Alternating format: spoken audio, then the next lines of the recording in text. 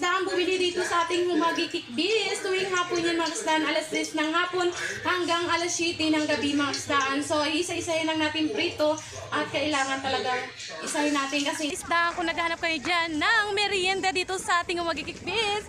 May merienda po sila dito sa tapat ng gym. Ito po yung tapat ng ating gym. At nandito lang pula sila sa Higad mga kaisdaan. Block 29. So meron po sila dito. Fishball. Ayan si Kabaligya. Gwapa-gwapa dito. At may palamig din sila. Meron din sila fishball mga kaisdaan. May mga halo-halo din sila nagtitinda dito. Kung gusto nyo diyan puntahan ang Humagi Kikbis, puntahan nyo na mga kaisdaan. So kay Ate Bibing dyan sa kabila na yan. Dyan sa may ubos na yan. So, bili-bili na kayo mga kaisdaan. Habol-habol at maraming salamat gid sa inyo tanandiyan. So mga kaisdaan, wala tayong ulam ngayong araw ng Miyerkules. Pero bibili tayo ng isang bang roast dito sa ating mga kasama sa Talipapa. Pero isa lang ang ating pipiliin dito sa Talipapa kasi ang gusto ko nga po ay bang roast. At kanina nga po ay naubos yung ating isda dito sa ikutan sa ating mga suki sa luktugang panitan at daga. Lalo na po dito sa mga taga-adlawan. Maraming salamat po mga kaisdaan. Ngayong araw ng gabi ng Miyerkules mga kaisdaan.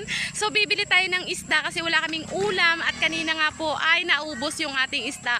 So samahan nyo na po ako mga kaisdaan bumili dito sa ating Talipapa ng Humagi Kikbis. So tara na.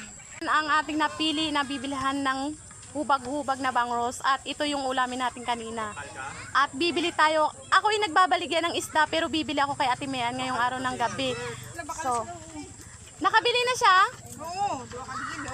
Di po nga. Naunahan niya ako bili, oh. So, Ate Mian, meron pang hubag-hubag na bang rosa? Ayan pa. Naunahan niya ako bili kasi bibili ako dito kay Ate Mian. Nakabili na daw. So, waay pa galing ako doon sa taas, oh.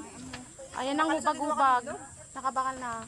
So may mga salmoniti din at bukaw-bukaw. So naunahan na ako na makabili ng bangros. So uuwi na lang ako at magluluto na lang.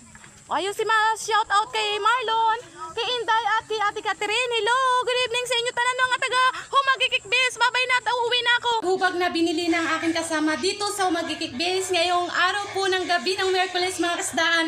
Kasi kanina naunahan niya po ako at kanina nga po ko'y nakapunta diyan sa Humagi Kikbis ngayong araw ng gabi at nakabili na po siya ng hubag-hubag na bangros. Ang gagawin ko lang dito mga kaisdaan ngayong araw ng gabi is piprituhin ko na may kalamansi, na may tuyo at napakasarap, grabe mga kaisdaan. Pwedeng mo siya maprito at pwede. So maglalagay natin ng mantika mga kaisdaan kasi piprituhin na natin yung hubag-hubag na bangros. So ang gagawin lang natin dito is piprituhin lang natin kasi wala naman tayong choice kundi prituhin lang natin.